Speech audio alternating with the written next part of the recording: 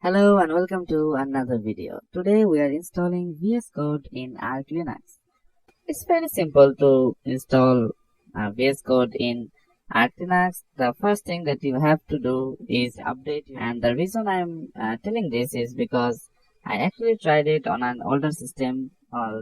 This is an older system. I haven't updated it yet, and I can show you what happens. And don't worry, if you install this first then update your system, it doesn't make much of a difference. It will still work.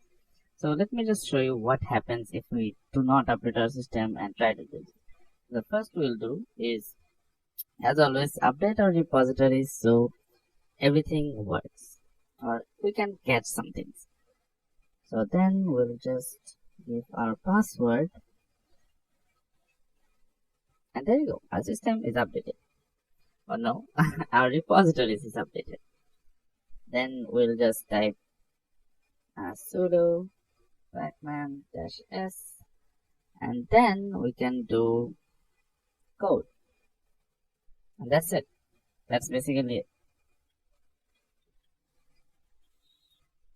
And so don't get too happy and click off the video just yet, because there are some things that you need to know before you jump around and do this. So finish the video first, then comment on it, on what you think.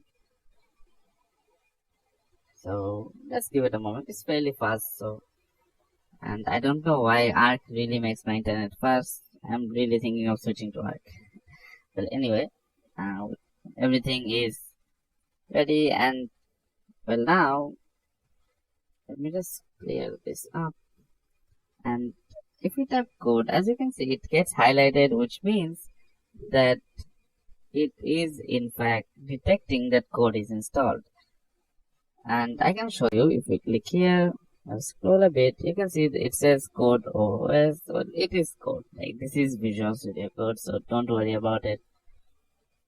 But if I click enter, or if I run this, as you can see, it will say user lib electron 19 error while loading shared libraries. So it is having errors while loading some files. So if you get this error, or if you are having issues here, then what you have to do is, as I said, just update your system. That's basically it. So let me just do that. And this is how you update your system in Arc. So -syu. So you replace the YY with the YU, which makes it so that the system updates. So we have 194 megabytes. It should not take too long. So let me just Y, and well, I'll just wait, and it will be like a movie magic for you. I'll just edit this part and make it fast forward. Then I'll get back to you after this is updated.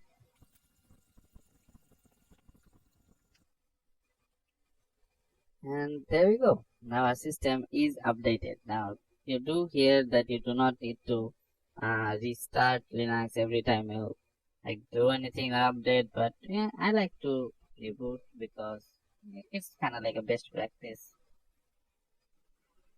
So it makes everything refresh. So I'll just boot it up.